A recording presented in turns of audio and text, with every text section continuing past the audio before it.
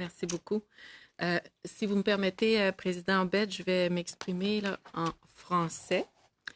Euh, Comme vous le savez, j'ai fait partie là, d'une grosse enquête nationale et les défis étaient de bien représenter les réalités de cette grande diversité auquel on, on- on représente là, comme premier peuple, les enjeux que votre peuple vive comme les Premières Nations et le peuple métis. Et vous avez mentionné des mécanismes de reddition de comptes. Et comme vous le savez, bon, il y a des projets de loi là, qui vont vers ça. Projets de loi qui nous amènent encore une fois tout le monde ensemble.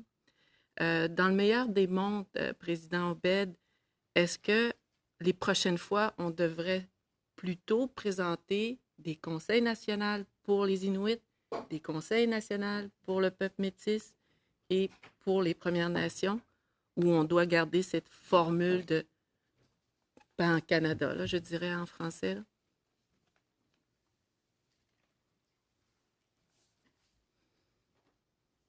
Thank you for the question, Senator Adat. There are times when there are legislation or policies that apply to all Indigenous peoples in Canada equally.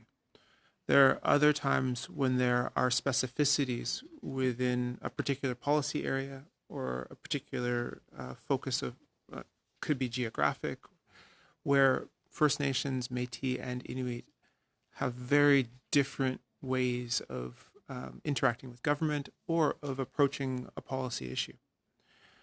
I'll take the example of the Indigenous languages legislation.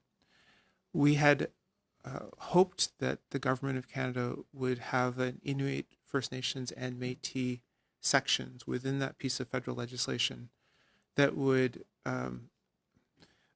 be best suited for the needs of each population.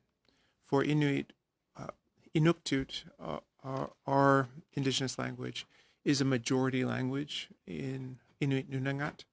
In a jurisdiction like Nunavut, it is the majority language of the jurisdiction, not just of the Inuit subset within the jurisdiction. And in a place like Nunavik in northern Quebec, I mean, the language rate, the retention rates and the mother tongue rates are, in the 90th percentile.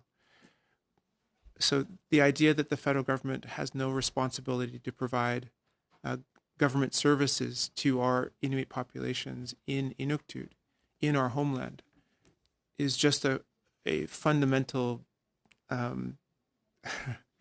a departure from the way that Canada treats English and French when it comes to majority language status. And the fact that we couldn't have language in that legislation that was Inuit specific, that reflected our reality and in relation to our language. And largely we found it was because many other Indigenous languages in this country are endangered or don't have the ability to be used as a mechanism for public service delivery. And so then we as Inuit suffer from that other reality. So that's just an example of how I think specific legislation could treat First Nations, Inuit, and Métis specifically and where we are and how we interact, rather than lumping us all together in certain areas and then ultimately us not being able to have that the type of consideration that we would otherwise.